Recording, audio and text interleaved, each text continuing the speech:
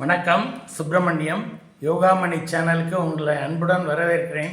இன்றைக்கி லஞ்சுக்கு நம்ம பார்க்க போகிறது தேங்காய் பால் நெய் சாதம் எப்படி செய்கிறதுன்னு பார்க்கலாம் வாங்க.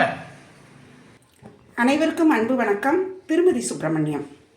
லஞ்சுக்கு இன்றைக்கி நம்ம செய்ய போகிறது தேங்காய் பால் நெய் சாதம், கோகனட் மில்க் கீ ரைஸ் தான் செய்ய போகிறோம்.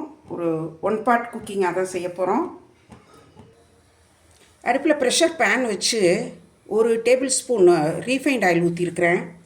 இதோட 2 ஸ்பூன் அளவு தேங்காய் எண்ணெய் ஊற்றுறேன். நெய் 2 டீஸ்பூன் ஊற்றிருக்கிறேன். இது ஏன் 3 ஊற்றுறோன்னா, இந்த சாதம் தேங்காய் பால் சேர்க்குறோம். ஸோ அந்த தேங்காய் பால் ஃப்ளேவர் என்ஹான்ஸ் பண்ணுறதுக்காக தேங்காய் எண்ணெய். அப்புறம் நேச்சுரலி இது கீ ரைஸ், கொஞ்சம் கூடுதலாகவே இன்னும் கொஞ்சம் நெய்யும் சேர்க்க போகிறோம்.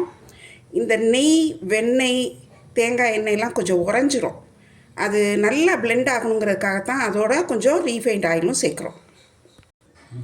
தாளிதத்துக்கு ஹோல் ஸ்பைசஸ் எடுத்து வச்சுருக்கிறேன்.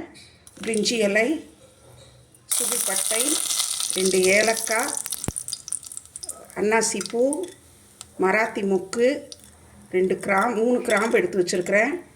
அப்புறம் கொஞ்சமாக கல்பாசி, அப்புறம் கொஞ்சமாக ஜாதி பத்திரிக்கை.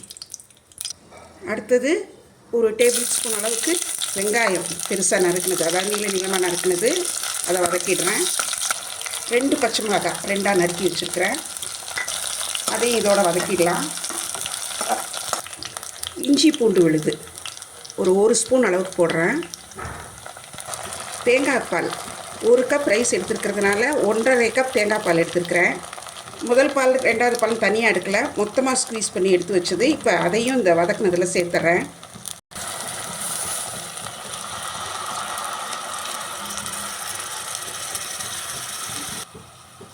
கொத்தமல்லி, பச்சை கொத்தமல்லி பொடியாக நறுக்குனது ஒரு சின்னதாக 2 டீஸ்பூன் அளவு.